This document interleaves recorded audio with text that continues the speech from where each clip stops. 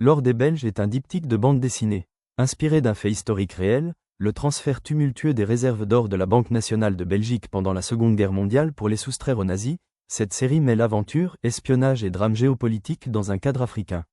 Chaque volume inclut un dossier documentaire en fin d'album pour contextualiser les événements réels. Résumé du tome 1. En 1940, alors que la Belgique est envahie par les nazis, le roi Léopold III confie les réserves d'or de son pays à la France pour les mettre à l'abri. Direction Dakar, en Afrique occidentale française, où l'or est stocké en attendant des instructions plus claires. Mais les Allemands, avides de devises pour financer leur effort de guerre, exigent son rapatriement. Grâce à des complicités vichistes, ils parviennent à charger le précieux chargement dans un train qui traverse l'Afrique vers Berlin. De l'autre côté, un commando hétéroclite se forme pour contrer cette opération. Le capitaine Benet, un officier français gaulliste basé à Dakar, le lieutenant Nurmi, un Royal Marine britannique échoué après un échec de débarquement, Paul Sudry, un mécanicien alcoolique opportuniste, et Dickens, un indépendantiste ivoirien anticolonialiste qui voit dans la lutte contre le nazisme une cause commune. Leur mission, intercepter le train au cœur du continent africain. Parallèlement, le récit alterne avec les intrigues diplomatiques à Bruxelles, où le roi Léopold joue un double jeu pour préserver la neutralité belge, à Vichy, avec un Pétain dépeint comme un symbole sénile manipulé par Laval, et à Londres, où De Gaulle cherche à s'imposer auprès de Churchill en récupérant cet or symbolique. Le volume se termine sur un cliffhanger, avec le groupe bloqué à Bamako, attendant que les eaux du Niger remontent pour poursuivre la traque. Résumé du tome 2, début 1941, 5 mois après les événements du premier tome. Le commando improbable, Benet, Nurmi, Sudry et Dickens, est rejoint par un nouveau venu, Joost van der Meulen, un Belge mystérieux et imprévisible qui apporte un soutien logistique mais aussi des tensions internes.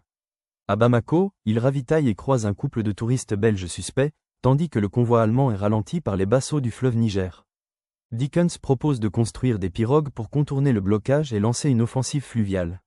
Le récit continue d'alterner les fronts. À Berlin, les nazis pressent pour accélérer le transfert. À Laeken, le roi Léopold défie subtilement les émissaires hitlériens, et à Bruxelles, la Banque nationale belge attaque judiciairement son homologue française pour trahison.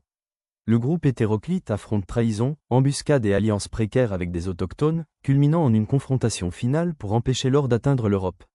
Le tome boucle le diptyque sur une note résolue, bien que le dossier historique révèle que l'aventure réelle de cet or s'étendit bien au-delà.